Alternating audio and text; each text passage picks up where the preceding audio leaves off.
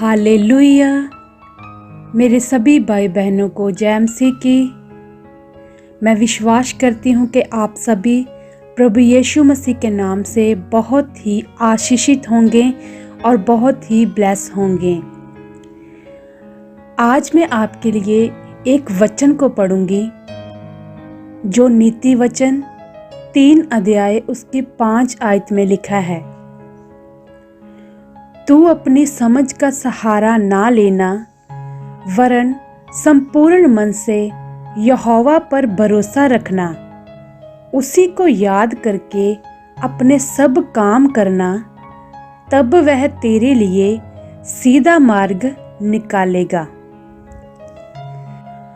मेरे प्रिय भाई और बहनों, इस वचन से हम यह सीखते हैं कि हमें कभी भी अपनी समझ के सहारे से नहीं चलना चाहिए। अपनी समझ से हमें नहीं चलना है, क्योंकि बहुत बार ऐसा होता है कि हम अपनी समझ के साथ सब कुछ करना चाहते हैं। हमें लगता है कि हम ये कर लेंगे अपनी समझ के साथ, पर परमेश्वर का वचन बता रहा है कि तू अपनी समझ का सहारा ना लेना, वरन संपूर्ण मन से यहोवा पर भरोसा रखना। हमें अपने संपूर्ण मन से सिर्फ परमेश्वर पर भरोसा रखना चाहिए, उसी पर विश्वास करना चाहिए कि परमेश्वर ही है जो एक सच्चा परमेश्वर है। वो कोई मनुष्य नहीं है, वो मनुष्य की तरह नहीं है।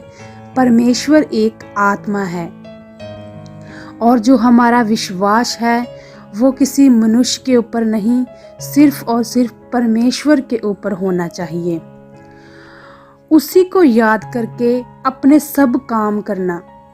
हमें अपने जीवन के सभी काम परमेश्वर को याद करके, परमेश्वर को आगे रखकर करने चाहिए। जैसे हम कोई भी काम करते हैं अपने घरों में, अगर हम कहीं पर जाते हैं, अपनी जॉब पर जाते हैं, कोई भी काम करते हैं, तो हमें सबसे पहले परमेश्वर का धन्यवाद करना चाहिए।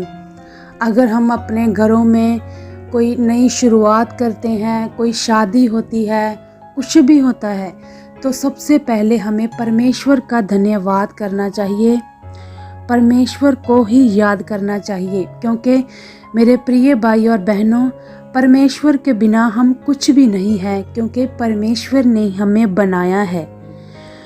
हम जो सांस ले रहे हैं, जो सांसें ले रहे हैं, वो परमेश्वर ही हमें प्रतिदिन देते हैं मेरे भाई और बहनों। इसलिए हमें अपने जीवन के सभी काम करने से पहले परमेश्वर को जरूर याद करना चाहिए, परमेश्वर का धन्यवाद करना चाहिए, तब वह तेरे लिए सीधा मार्ग निकालेगा।